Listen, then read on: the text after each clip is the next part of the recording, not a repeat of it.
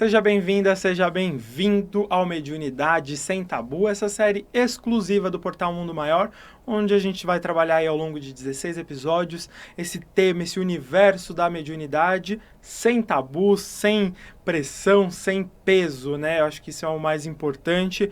Eu sou Ricardo Guelph, aqui do Marketing da FEAL, Fundação Espírita André Luiz, trazendo para você ao longo desses episódios, comunicadores. Então eu estarei aqui com Celina Sobral, Walter Falei de Júlio, Roseli Aparecida, e no episódio de hoje eu estou aqui com Tânia Carvalho, ela que é comunicadora e expositora espírita. Seja bem-vinda, Tânia, que a gente vai trazer aí no episódio de hoje um pouquinho mais sobre mediunidade. Ricardo, é uma alegria estar aqui falando sobre um tema tão gostoso que é mediunidade, né? Sem tabus. Isso é muito importante. Nós estamos lá na Casa de Paz e Amor, no Tatuapé, e estamos aqui na Família FEAL, no pronto atendimento às segundas-feiras, das 11 ao meio-dia. Traga sua pergunta, estaremos lá toda segunda-feira. É muito bom estar aqui. Então, mais uma vez, agradecendo a sua participação, aqui o seu tempo e o seu conhecimento. A Tânia, que é também autora, né, das obras Deixe-me Partir, também da obra O Despertar da Mediunidade, como lidar com a mediunidade em crianças e jovens, ambas as obras disponíveis na loja Mundo Maior. Então, entra lá, mundomaior.com.br. Então, hoje a gente vai falar, né, mais aí desdobrando esse tema de mediunidade, perigos e inconvenientes da mediunidade. Esse nome aí tão extenso, a gente pode entender um pouco. Eu vou traduzindo ao longo das perguntas, né, essas dúvidas. Eu já trago, né, essa primeira dúvida sobre esses perigos e inconvenientes. Uma pessoa que não sabe que é médium, não sabe o que é mediunidade, o que é espiritismo, tem pouco contato, né, com o espírito, e viveu uma experiência mediúnica, ela pode achar que está louca, Tânia? Você diz, pode achar? Pode. Mas na minha experiência, que não é curta, eu estou no curso de médium como coordenadora desde 1980. E normalmente as pessoas que nos chegam vieram buscando ajuda da casa espírita. Normalmente, ou porque ela própria ou algum familiar apresentou alguma descompensação aí, seja energética, emocional, espiritual. E muitos dizem assim, até casa espírita eu procurei. E aí acabam fazendo tratamento, se sentindo bem, sendo convidados a participar dos cursos, se agregam aos cursos, que é muito importante que assim seja, porque conhecereis a verdade e ela vos libertará. Jesus já nos falou isso há 2000 anos. Então, na nossa experiência no curso de médium, esses ditos alunos, né, porque sempre há um aprendizado para todos nós, normalmente eles dizem, Tânia, eu venho porque eu estava ouvindo meu pai, que já desencarnou, ou eu vejo de vez em quando a minha avó, eu fico feliz com isso. Então, nunca ninguém chegou-me, que há muitos anos, e se acreditava louca, mas achando que estava meio fora da curva, precisava de um ajuste, né? Então, isso é muito comum. Mas é importante lembrar que a mediunidade, ela não vem para inconvenientes e nem vem para nos desequilibrar. Pelo contrário, ela é uma ferramenta de trabalho. Quando nós preparamos a nossa reencarnação, e isso podemos contar com a ajuda do nosso anjo guardião, de algum familiar querido, de alguém que avalize nossa reencarnação, aí já é um espiritão, como eu digo, né? A mediunidade estará no nosso currículo. Eu digo, no nosso plano de voo. Porque a reencarnação, nós precisamos de um plano de voo. E temos que segui-lo para nos dar bem. Então, a mediunidade é uma tarefa a mais, é um instrumento a mais de que o médium vai dispor para lidar com as suas próprias imperfeições, ao mesmo tempo que nós colaboramos com alguém que está ao nosso lado. Depois de Chico Xavier, o Espiritismo ele se escancarou. Então, até quando nós conversamos com pessoas de outras religiões, eles já têm a nossa linguagem. Reencarnação, outras vidas, karma, não é? Verdade. Lei de ação e reação. Então, eu acredito que devemos procurar a casa espírita se estivermos nos achando que estamos ficando meio lelé. Eu achei interessante, né, que você falou dessa coisa um pouco fora da curva, né, que algumas pessoas se sentem. Eu pergunto, é possível que a mediunidade esteja descontrolada?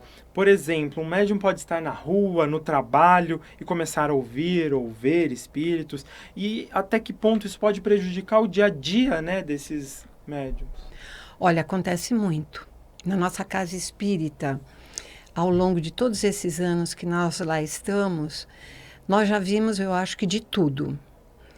E, normalmente, agora me lembro de uma menina que chegou mais ou menos com 15 anos. Era uma menina muito desequilibrada, esquelética. Os pais, sem saber o que fazer, trouxeram-na e ela apresentava, assim, um olhar que ela olhava lá para diante, ela não tinha um olhar de presença. Ela estava constantemente envolvida por espíritos desequilibrados. Então, nós tivemos que ajudá-la e muito. Várias vezes na semana ela vinha para o passe, íamos até o seu lar fazer o evangelho no lar, ajudá-la nessa tarefa. E hoje ela é uma trabalhadora incrível na nossa casa. Passado tantos anos, ela manteve-se. Porque o médium, quando ele vem com uma mediunidade ostensiva e com tarefa, ele pode sim se defrontar no dia a dia com desequilíbrios. Nós somos humanos. Aliás, adoramos ser humanos. Nós adoramos ser humanos. A gente diz assim, na próxima vida a gente conserta isso. Agora eu não consigo. Não, mas nós não temos mais tempo. Nós temos que trabalhar bastante. Então, quando a pessoa está aí na rua, ela pode ouvir espíritos? Pode. Quantas pessoas, principalmente depois da pandemia, nós observamos, você está dirigindo, vê pessoas falando sozinhas. Não estão com fone de ouvido. Estão dialogando com alguém. Invisível para nós, mas visíveis para elas. E não são só alcoolizados, que isso pode acontecer, não é? Mas para pessoas que até nos bairros elas tornam-se já corriqueiras, é do conhecimento. No meu bairro existem algumas pessoas assim, que a gente vê com frequência andando, falando sozinha e falando com, sabe Deus com quem. E muitas pessoas que vêm de fora acreditam, né, que vai nessa primeira pergunta, que elas são loucas, né, olhando... Sim, sempre já carimbam. Essa pessoa é uma desequilibrada. Mas quando ela é levada ou para um hospital, porque uma pessoa quando chega nesse nível, ela já precisa de tratamento psiquiátrico, aliado a um tratamento espiritual. Aí sim teremos sucesso. Então, é importante que aquele que conhece, ou que sabe, ou que chega na sua casa, que nós sempre tenhamos esse cuidado também. Como nós fizemos com esse exemplo que eu citei. Além do tratamento da casa espírita, o tratamento médico, o tratamento psicológico e o psiquiátrico, dependendo do grau de necessidade.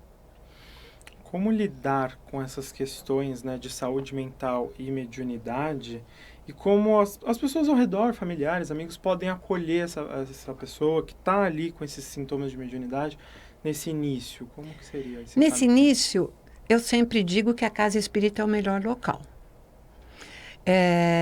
E nós, inclusive, esse livro que você fez aí, a apresentação gentil para os nossos queridos que nos sintonizam, ele surgiu em função desse pedido dos pais para que escrevesse algo mais prático, porque se ele chega na casa espírita, tem que fazer curso, tem que ler livro dos espíritos, livro dos... não vai fazer isso.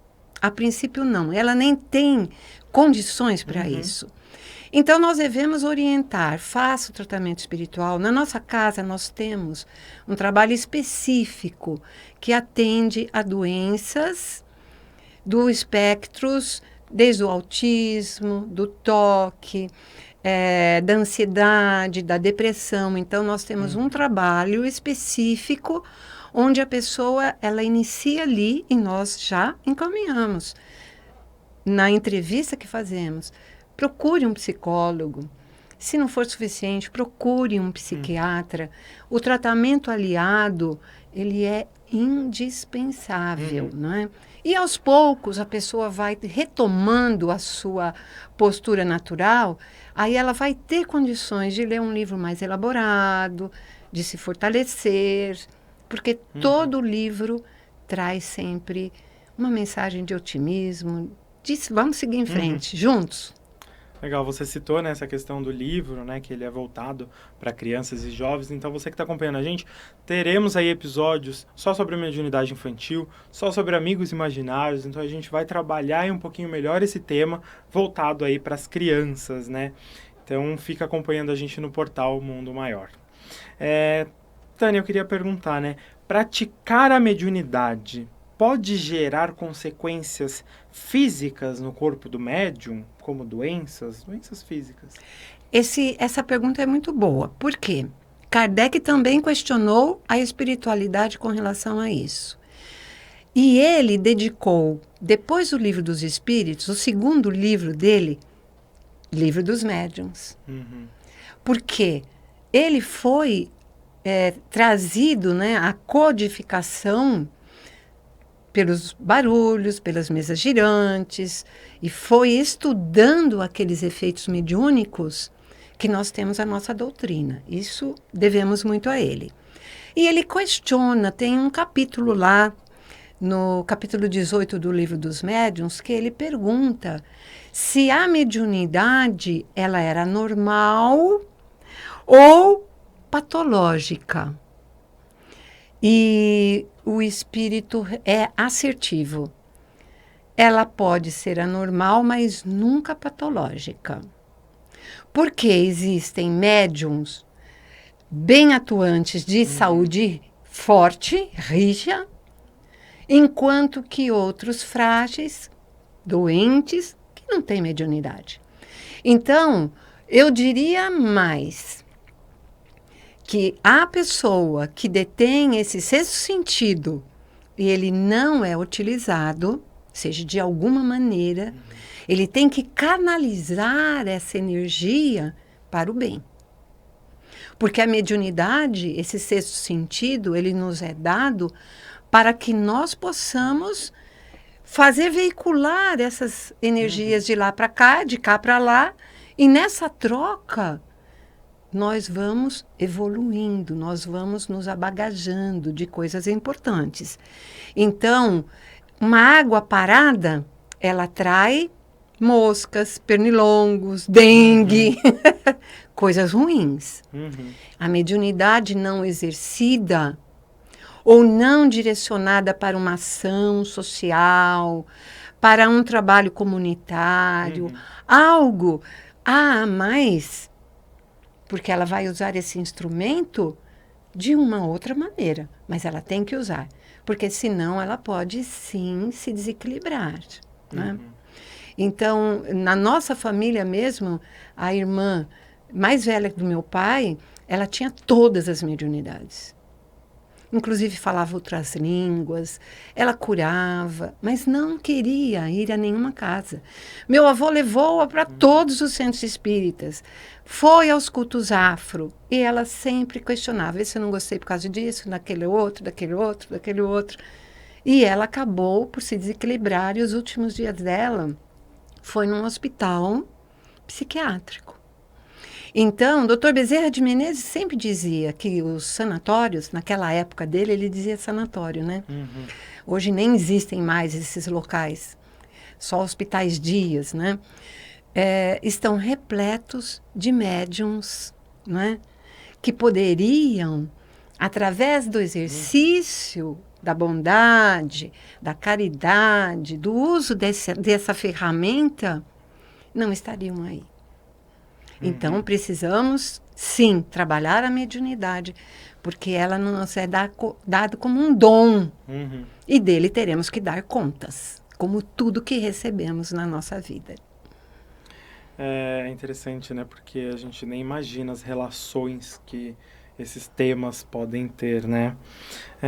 Tânia, como um médium ele consegue distinguir se um espírito que ele está tendo contato é um espírito bom ou é um espírito ruim? Como que o médium ele consegue distinguir essas energias?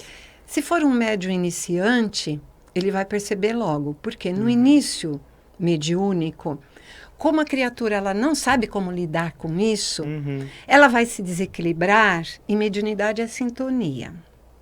Então, quando nós estamos desequilibrados, nós vamos sintonizar com espíritos desequilibrados.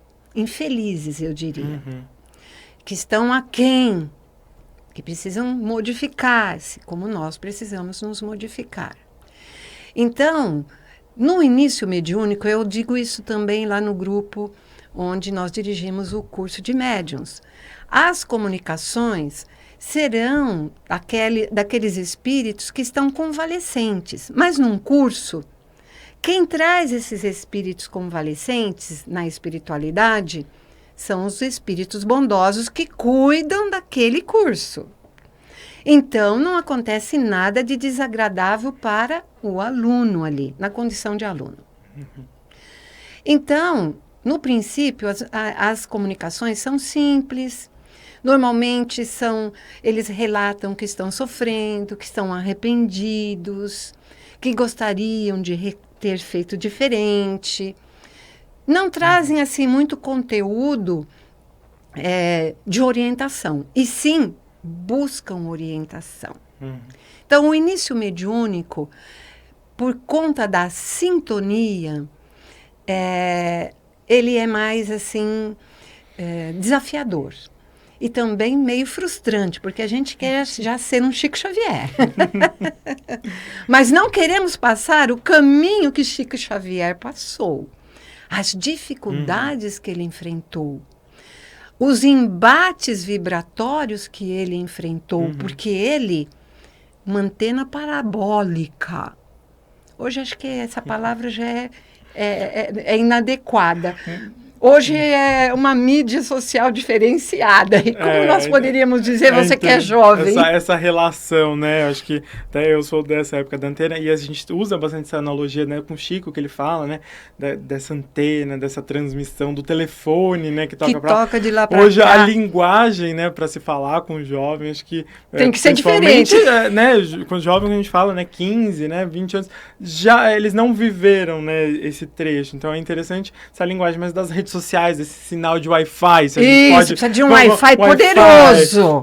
Dessa transmissão com de muitas sinal. Megas, não é? É interessante, porque você falou dessa trajetória, né, do Chico, desse percurso, e o quão Chico, ele era, né, grandioso, mas com humildade. E acho que entra, né, a próxima pergunta. Médiuns vaidosos, que se sentem que são especiais por terem contatos com os espíritos, isso pode prejudicar o trabalho mediúnico desse médium e a comunicação, né, dos espíritos? Muito, muito. Porque mediunidade é ferramenta de trabalho. Isso já envolve, é uma ajuda. Temos que dar conta dela. Os médiuns vaidosos, eles vão atrair espíritos vaidosos. E isso vai num crescente, é uma bola de neve. É muito interessante um livro que quem trouxe para nós foi o Emanuel Cristiano, o Espírito Nora. Aconteceu na Casa Espírita. É muito interessante. Quem não leu, eu recomendo que leia. Principalmente dirigentes de casas espíritas.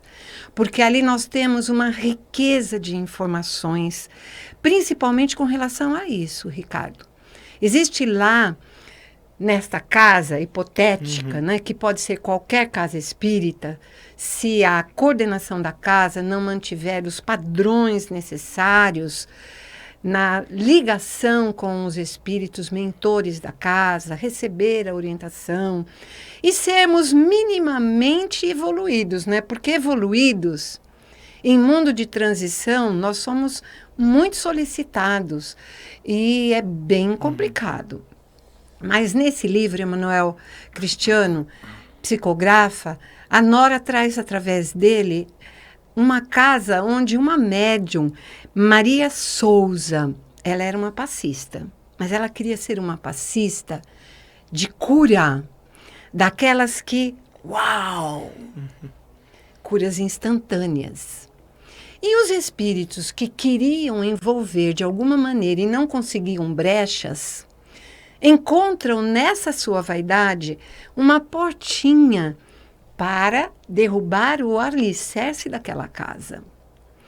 E o que eles tramam? Que as pessoas que procurassem a casa espírita, envolvidas com espíritos infelizes, os espíritos amigos desses obsessores iriam, na hora do passe, retirar imediatamente o espírito obsessor daquele que procurava a casa, o assistido. E instantaneamente a pessoa já se sentia aliviada. Terminava o passe, beijavam a mão dela e dizia: a senhora é uma santa. Eu entrei aqui péssima, estou ótima. Então você percebe como que por detrás das coisas que nós nem vemos tanto problema, reside grandes dificuldades e que os alicerces de uma casa espírita e os alicerces nossos estão baseados no Evangelho de Jesus, né? E o que ele deixou para nós, e que Kardec resumiu: a bandeira do fora da caridade não há salvação. Caridade para conosco, em primeiro lugar, e caridade com o próximo, e que a gente tenha olhos de ver esse próximo, não é? A gente trouxe, né, ao longo desse episódio, falando dos inconvenientes, dessas questões de saúde, das questões do médium. Eu queria que você concluísse, né, esse assunto, esse tema hoje, deixando uma mensagem, né, para o trabalho que deve ser exercido e essa trajetória que a gente até citou, né, a questão do Chico. Como essa trajetória que a gente precisa trabalhar?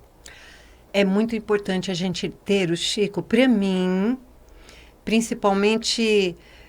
que sou contemporânea, estive lá, conheci ele pessoalmente, muito embora à distância, mas ele, com o seu bom proceder, ele tinha uma aura, né? Uma energia que o envolvia, porque nós todos temos uma aura, que é produto do nosso pensamento, né? E quanto melhor nós agirmos no bem, mais ampla é essa energia. Então, quando nós íamos lá no centro da prece, nós éramos envolvidos naquela energia, que foi conquistada a duras penas, não é? Ele, desde muito cedo, sofreu demais. Quem assistiu o filme, né, do Chico, bem viu isso, as suas dificuldades, não é? Então, não queiramos só ser bons médiums, no sentido de que, uau! Mas sermos bons médiuns no sentido de atrair bons espíritos, e isso só se faz mediante uma conduta minimamente cristã. Que, de uma vez por todas, nós nos decidamos a cada dia, um dia de cada vez. Como os dependentes químicos falam, né, lá no AA, no NA. Só por hoje vamos nos esforçar e ser um pouquinho melhores. Queria agradecer aqui a sua participação, Tânia, por ter trazido esse seu conhecimento, esse tempo. Eu queria que você deixasse uma mensagem final aqui para o pessoal, agradecendo essa participação. E para a gente concluir hoje, agradecer também você que está participando do episódio de hoje. Olha, esses episódios vão lhes ajudar muito. Vai despertar. Eu acredito que todos que aqui vierem vão trazer algo que vai tocar o seu coração. E você vai gostar de abraçar a nossa doutrina nos seus aspectos mediúnicos, valorar o trabalho dos médiums. E se você é médium, exerça esse instrumento da maneira melhor que você puder. Porque a mediunidade que te distingue será o bem que você espalhar. Mais uma vez agradecendo, Tânia, agradecendo você que acompanhou a gente. Quer acompanhar mais desses episódios, descobrir um pouquinho mais desse universo da mediunidade aí sem tabu, acompanhe a gente no portal Mundo Maior. Até o próximo episódio. Obrigado.